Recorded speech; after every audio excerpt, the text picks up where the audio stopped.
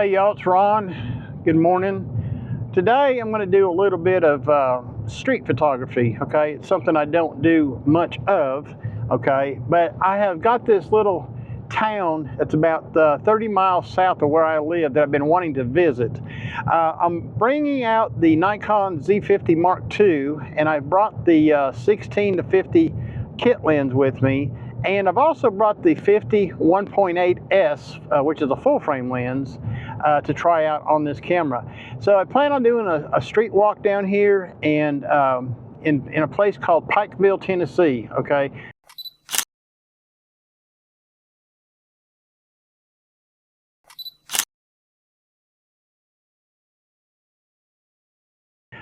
They've got a really nice downtown section that they've redone. It looks really beautiful down there. So we're going to go down there and do a little street walk.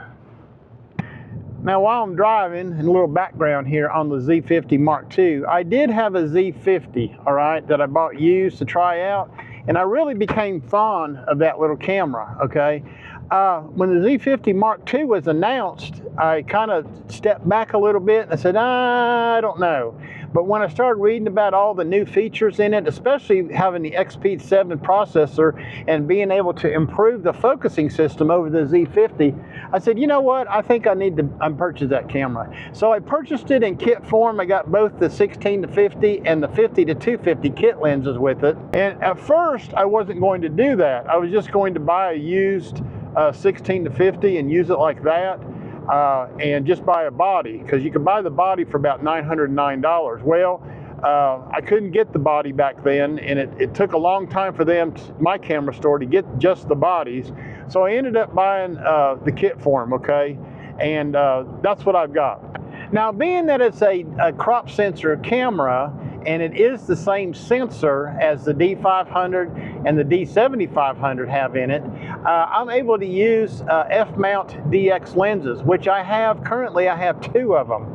I have the 12 to 24 f4 F-mount, and then I have the 10 to 20 VR AFP, I believe is what it is.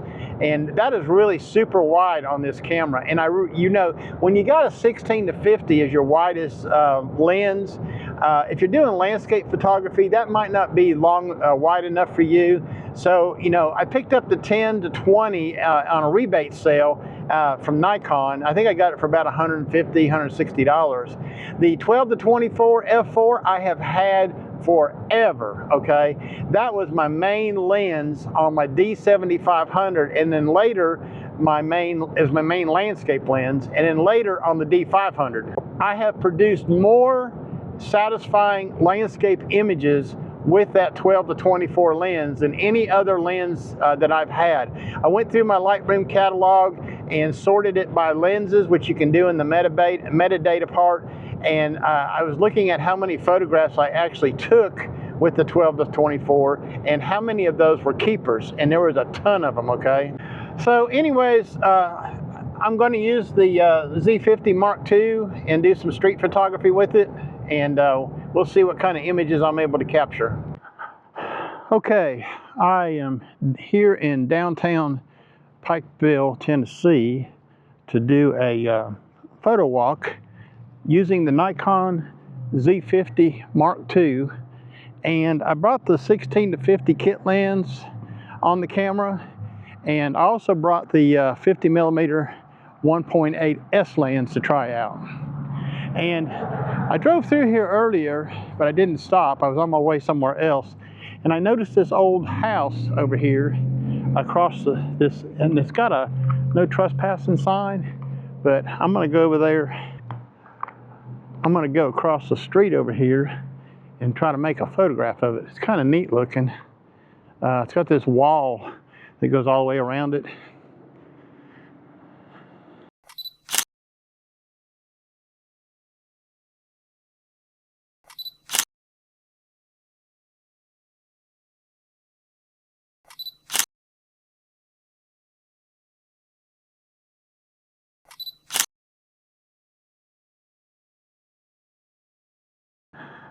So shooting with this 16 to 50 kit lens,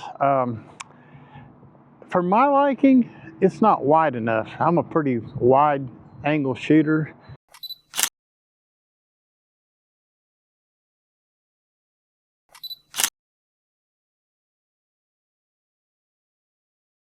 That's why I like my 14 to 30 on a full frame.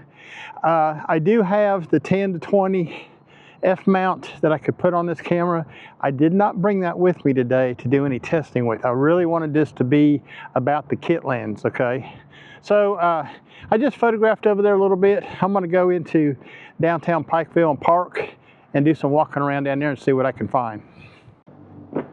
So I thought I was going to probably use the 50 1.8S. I don't think I'm going to do that today.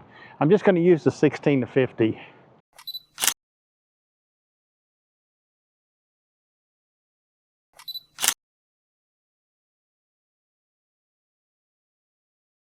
I've changed the settings on my camera to the shutter speed's at 1/500th of a second, and my f-stop is I think it's 5.6. Anyway, it's a variable lens. It goes from 3.5 to 6.3. So anyway, I got the minimum aperture is 5.6 is what I got dialed in.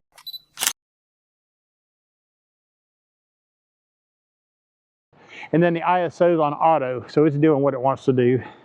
Hey, look here. They've got an ice cream shop here in downtown Pikeville. Ember's Ice Cream Shop. How interesting. A little cold for ice cream today.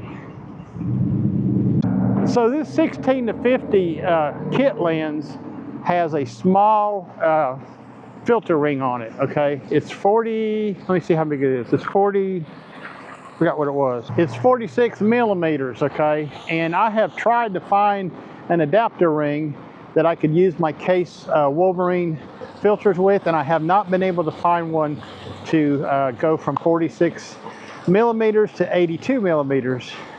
I think I did find a 46 to a 72, but I did not buy that yet.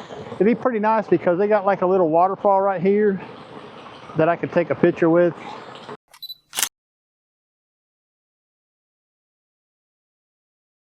So I'd say Pikeville is the county seat.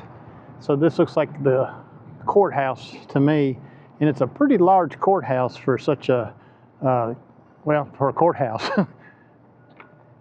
Yeah, so right here's a little explanation about it. They got some signs along the downtown area right here.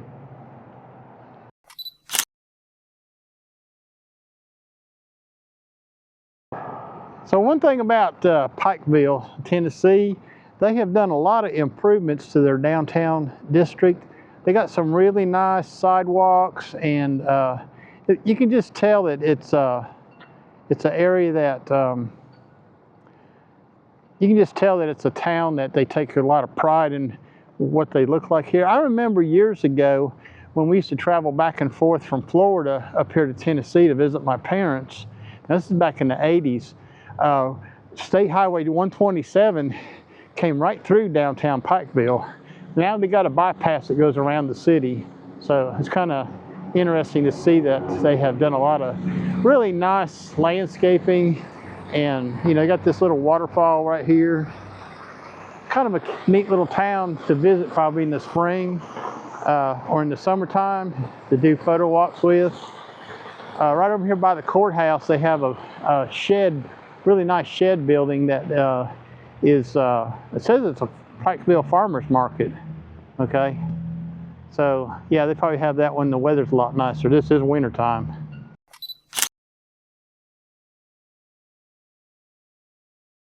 You come to a small town like this and walk around with a camera in your hand, I think people notice you, want to know what you're up to.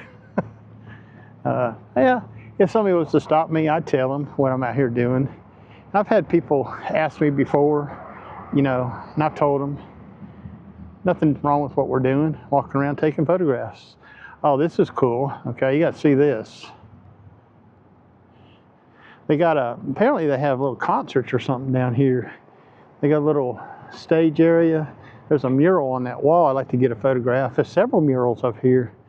Let's see if we can get some photographs of those. I always like it when people show their creativity in a positive way, not doing graffiti at nature areas and stuff, but here's a venue for letting them express their creativity. Let's take a picture of this one right here. That's pretty cool. I framed up this photograph right here of this mural, and there was a reflection in the water that showed some of the writing from the wall. I'll show you that photograph right now.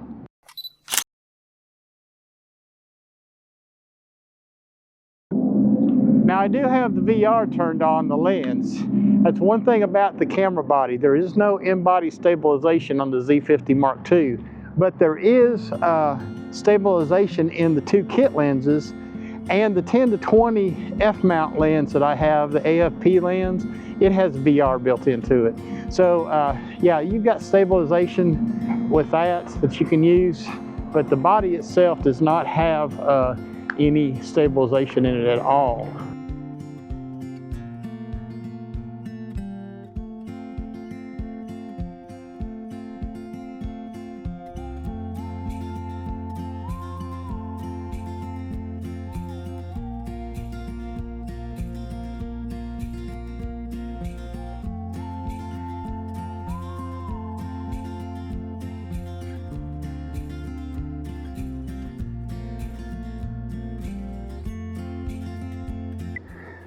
Yeah, so I bought one of the reasons I bought the Z50 Mark II was for its size, okay? And I want to do more of this kind of photography. I just get a kick out of walking around towns and taking photographs. Okay, this is the old Bledsoe County Jail that's here in Pikeville, and it says it was created, I think, in 1851. The sign here says it's the oldest operating jail in Tennessee at the time of its listing on the National Registry of Historic Places. This jail was replaced by a modern facility in 2011. But for 150 years, murderers, thieves, and other lawbreakers of the community were housed here. The original building was brick with a stone foundation completed in 1851 with a capacity of 5 prisoners. It has some really neat stonework to it. That's what caught my eye when I drove by it. So I stopped by and took a few photographs, and I'll show those to you right now.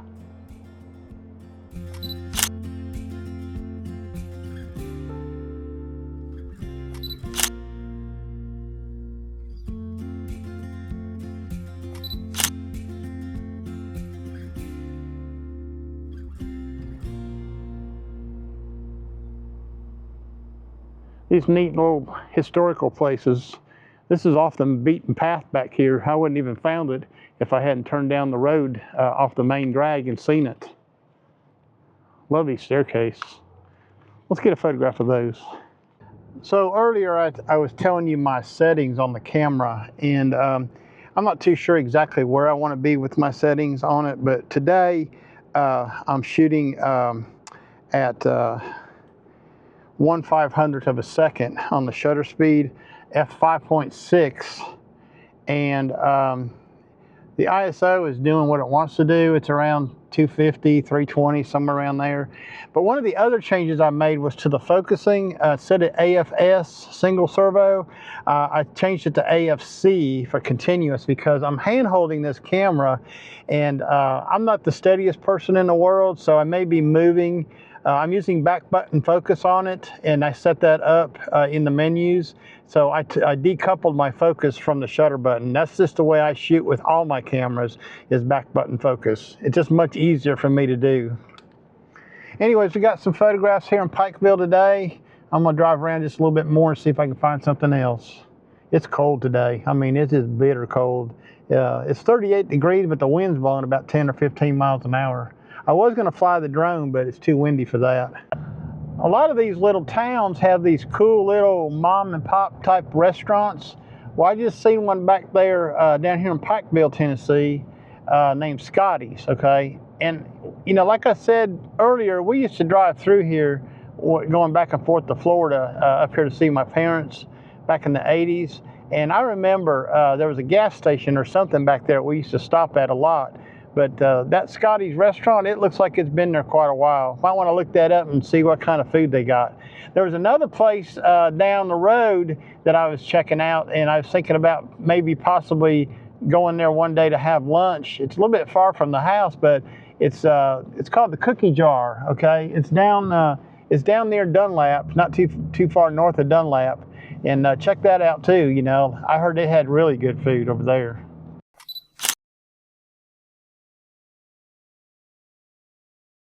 Anyways, let's just call this a trial run with the Nikon Z50 Mark II and the 1650 kit lens. One of the things I want to show you is the strap that I've got on this camera.